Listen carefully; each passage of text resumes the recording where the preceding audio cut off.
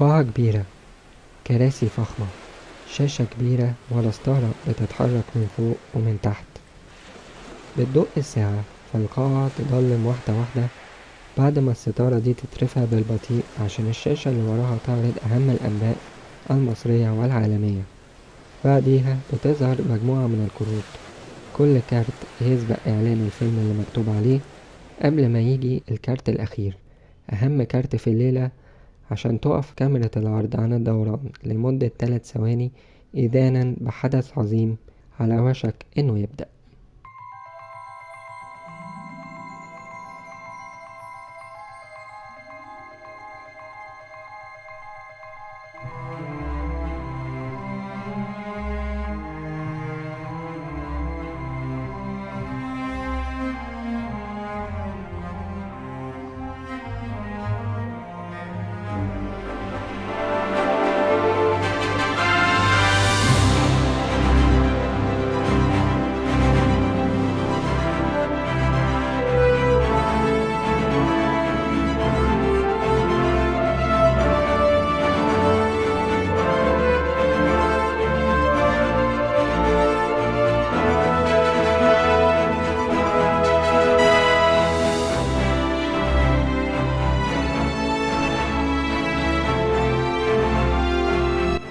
طبعا القايمة دي من وجهة نظري، أي حد عنده اعتراض أو تعليق فيتفضل في الكومنتات.